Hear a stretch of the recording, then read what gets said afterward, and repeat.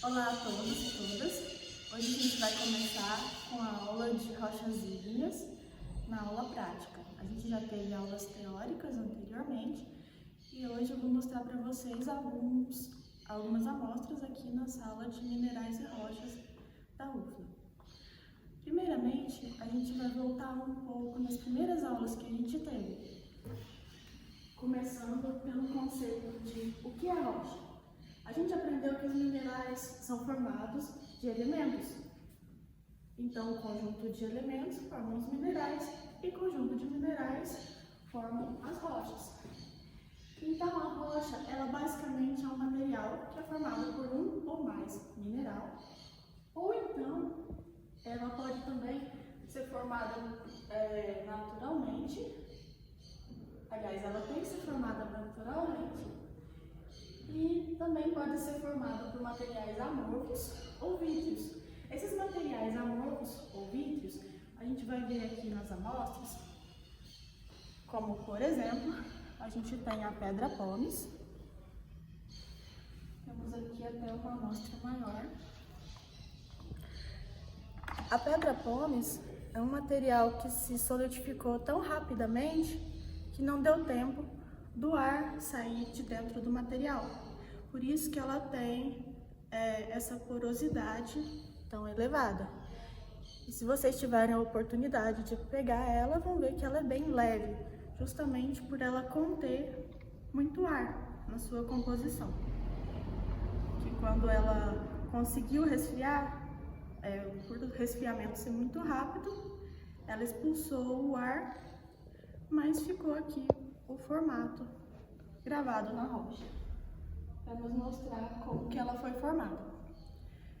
Outro material, esse é classificado como material amorfo. Já o vítreo, a gente tem como exemplo a obsidiana. A obsidiana a gente percebe esse vidro, essa textura bem brilhante, lembrando um vidro. Por isso a gente chama que ela tem uma textura vítrea. Então, o que são rochas ígneas, então? São rochas que são formadas a partir do resfriamento da lava vulcânica. A lava vulcânica, ela pode tanto ser expelida do vulcão, que a gente chama de rochas extrusivas, quanto o resfriamento ocorrer dentro do vulcão. Isso a gente chama de rochas intrusivas. Quando vocês pensam em rochas intrusivas e extrusivas, qual é o principal ponto que a gente quer frisar aqui? Quando a rocha está dentro do vulcão, isso vai fazer com que a rocha ela tenha mais tempo para se formar. Então, vão formar materiais com granulometria mais grosseira, como por exemplo o granito. Aqui a gente tem algumas amostras de granito, que vocês podem ver aqui mais de perto. Que a gente tem aqui o granito leucocrático, né, que é esse bem clarinho. Quando ele é intemperizado, ele vai liberar, por exemplo, a caulinita, muito presente em solos brasileiros. A gente tem aqui um granito que ele é mais escuro, que ele tem esses pontos mais escuros. A gente vai ter as micas. Então, ele vai ser mais rico e menos ácido do que o granito leucocrático. E temos aqui um mesocrático, que é um intermediário, que ele vai ter teores de silício entre esse leucocrático que vai ter mais e esse que vai ter menos silício e mais materiais facilmente intemperizáveis, ricos em elementos para as plantas. Quando a gente fala em construção civil, qual que vai ser mais resistente ao intemperismo? A gente vai querer aquele que que tem menos materiais facilmente intemperizáveis, como esse daqui. Ele tem mais materiais facilmente intemperizados. Então, o mais resistente vai ser o leucocrático, que ele vai ter mais silício na sua composição. Então, é como se ele tivesse um esqueleto mais forte, conferindo maior resistência a uma bancada ou alguma pedra que você quer colocar na fachada da casa, dependendo do uso que você quer empregar. Agora, falando um pouquinho das rochas extrusivas, a gente vai ter aqui também 3 materiais.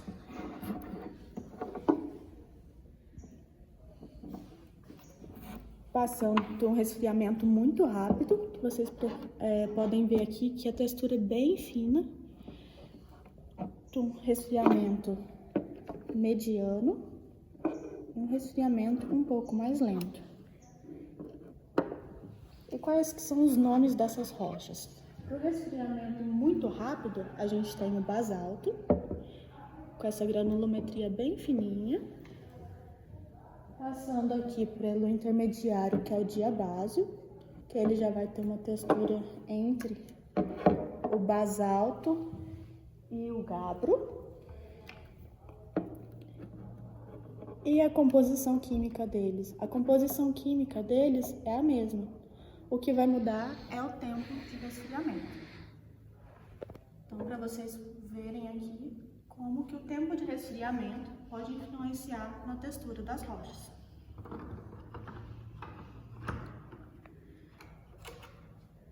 Em seguida aqui, a gente vai ter o meláfero.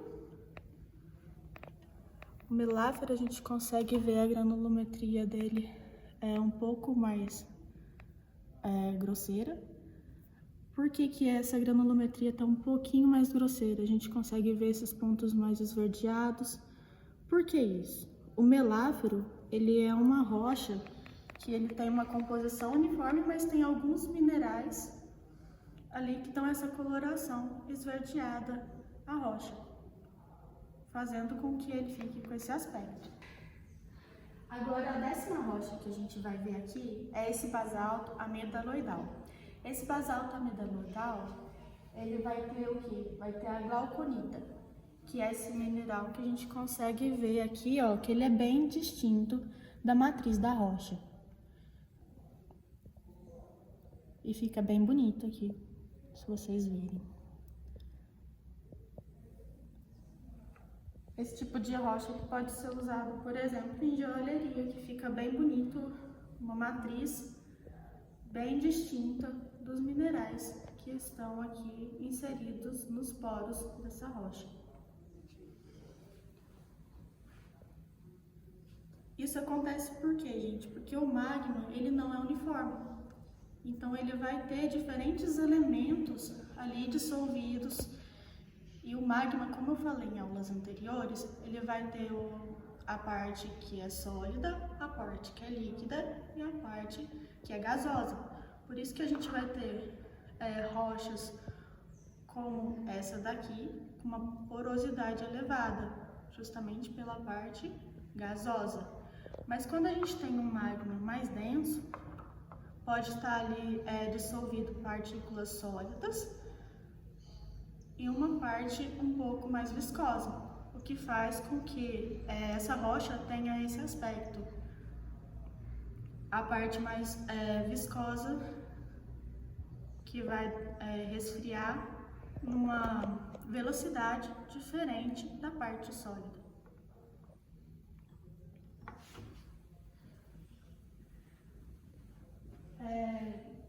Outra coisa que vocês devem ter percebido é que nos granitos aqui, eles apresentam diferentes colorações.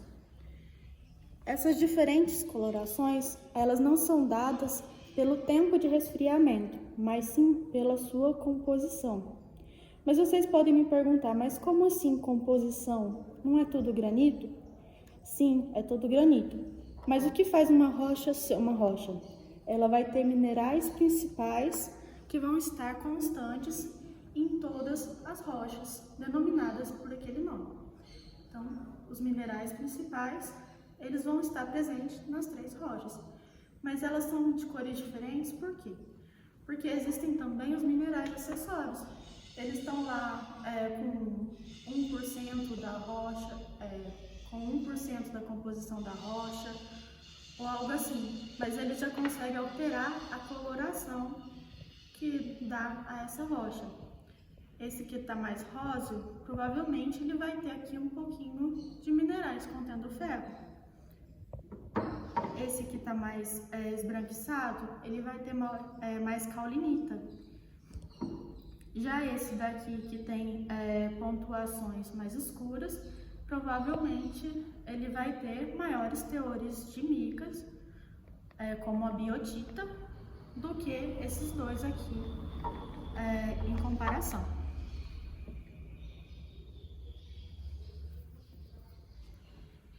Então, ao contrário do gabbro, diabase e o granito, eles não vão ter 100% a mesma composição.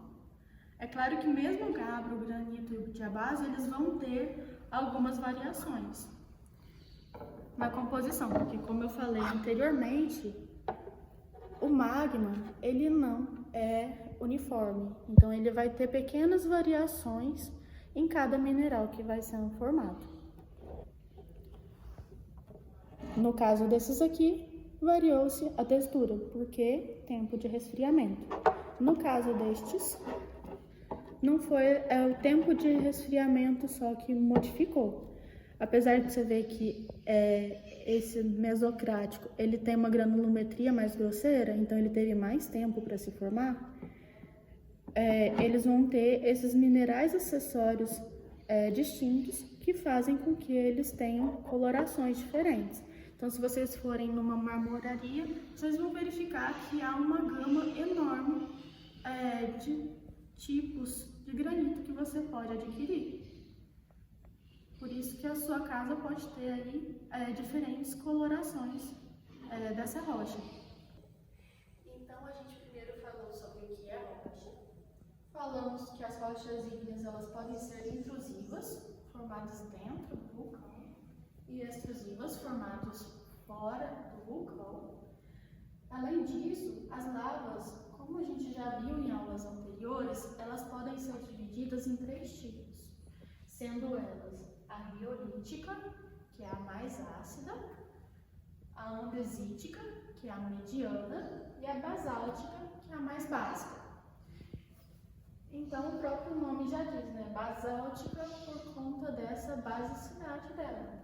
Ela vai ser o quê? Mais rica em minerais facilmente intemperizáveis, enquanto, por exemplo, a riolítica, ela vai possuir maior acidez e ela vai ser mais rica em silicatos. Então, a respeito, por exemplo, de tipos de solo que vão ser formados a partir dessas rochas, espera-se que solos formados por rochas basálticas, eles sejam mais férteis e disponibilizem mais nutrientes para as plantas mais rapidamente, porque elas são mais suscetíveis ao intemperismo. Já rochas riolíticas, elas vão dar origem a solos mais ácidos, mais intemperizados, e eles vão ter, então, uma estrutura mais, por exemplo, arenosa. Por que isso, gente? Porque pense, se a gente tem aqui rochas riolíticas, essas rochas riolíticas, elas vão ter do que mais? Mais silicatos. E qual que é o principal mineral constituído de silicato? É o próprio quartzo, né? E o quartzo, ele é o principal mineral que compõe a areia. Sendo assim, rochas riolíticas, elas vão dar origem a solos mais arenosos e mais ácidos, enquanto rochas basálticas, por o tempo de intemperismo ser muito rápido, elas vão dar origem aqui a solos mais argilosos e também mais férteis. Para a construção civil, é preferível qual tipo de solo? Mais arenoso ou mais argiloso? Vai depender, né, gente? Mas geralmente o mais argiloso ele vai oferecer maior estruturação para sua construção, enquanto os mais arenosos eles podem, dependendo ali do teor de areia, ele pode dar uma instabilidade para a construção. Já falando, revisando um pouquinho sobre o tempo de resfriamento, o que o tempo de resfriamento de uma rocha vai poder dizer para você quanto a aspectos daquela rocha. O tempo de resfriamento vai influenciar na textura dessa rocha, como a gente viu ali no gabbro, o diabásio e o basalto, que eles vão ter respectivamente um resfriamento lento, intermediário e rápido. Além disso, o que a gente pode observar? Quando o resfriamento é muito rápido, a textura ela vai ser mais fina, porque não há tempo desses minerais crescerem nessa rocha. Enquanto quando esse resfriamento é mais lento, vão ter minerais mais visíveis a olho nu. Então essa textura vai ser mais grossa, aliás, mais grosseira. Além disso, vai o que? Influenciar na estrutura desse mineral. Por exemplo, se esse mineral ele vai ter uma estrutura mais maciça, que é o que a gente consegue ver aqui na maior parte das rochas, né? Que ela vai ter essa estrutura maciça em que os minerais eles são todos misturados na rocha. Quando a textura é muito fina, a gente não consegue ver esses diferentes minerais, mas quando ela é mais grosseira, a gente consegue ver pontuações de diferentes minerais.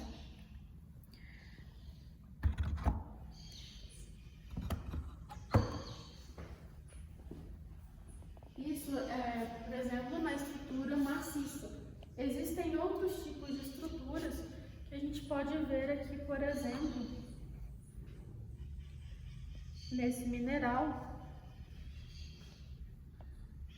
uma estrutura bem diferente da maciça. É como se fosse feixes desse mineral. Então a estrutura, ela também vai ser dependente do tempo de resfriamento. Além disso, a composição mineralógica, os minerais que formam essas rochas, que forem resfriados mais rapidamente, eles vão ser mais ricos, por exemplo, em cálcio, magnésio, ferro. Por que isso? Vocês lembram lá da série de Bowen? Daqui a pouquinho eu vou desenhar ela aqui para vocês. Os minerais que são formados primeiro, eles são aqueles que contêm a maior diversidade de minerais. E também são os minerais mais ricos para as plantas. Vão ter ali ferro, magnésio, cálcio, entre outros, que vão auxiliar na nutrição daquelas plantas.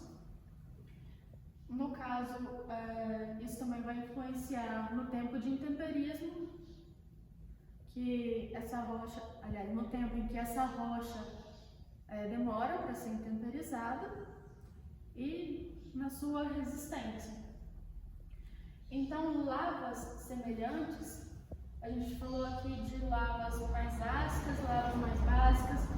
Essas lavas, quando elas têm composições semelhantes, elas então vão dar origem a solos semelhantes, bem como...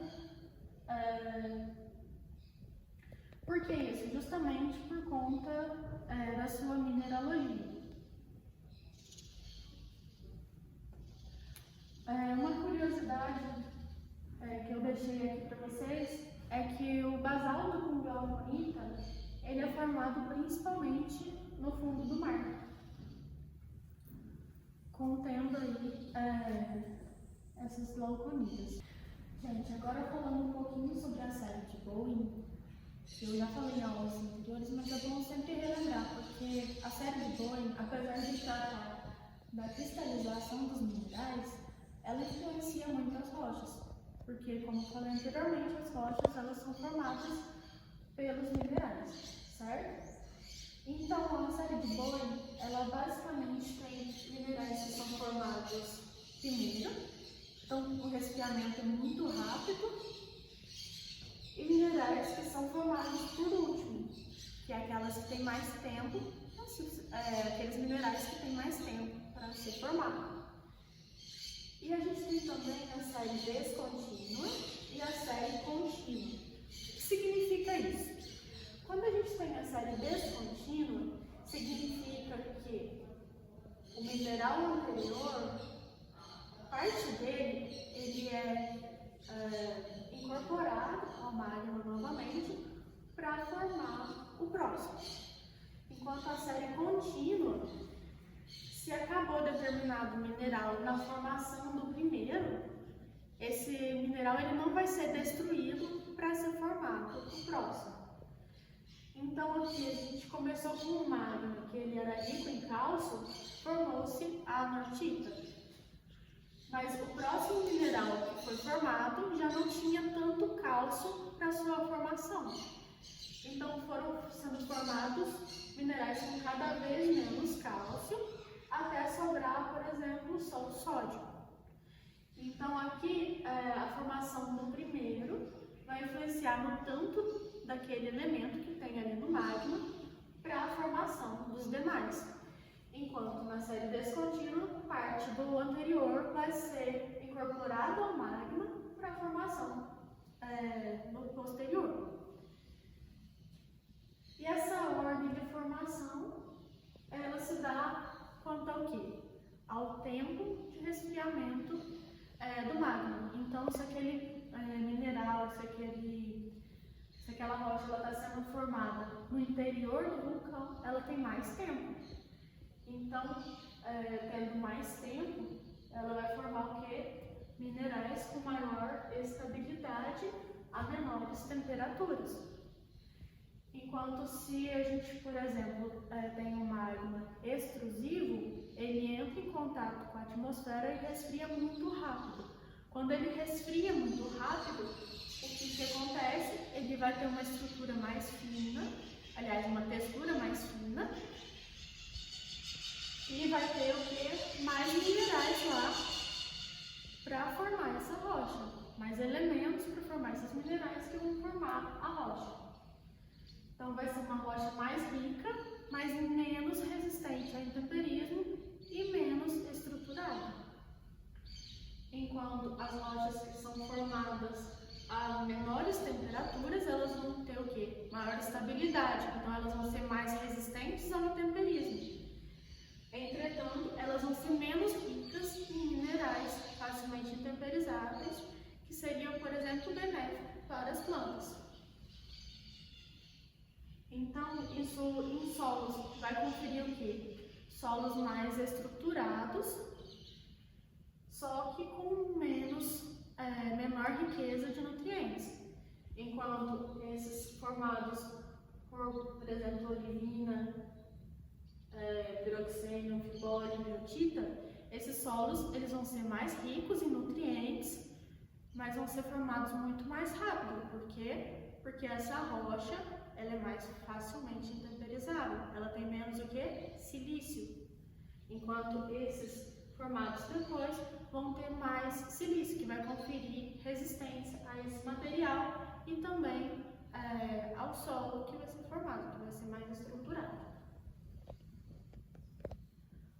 Uma coisa interessante de se mencionar é que a composição desse magma vai influenciar, por exemplo, na areia da praia.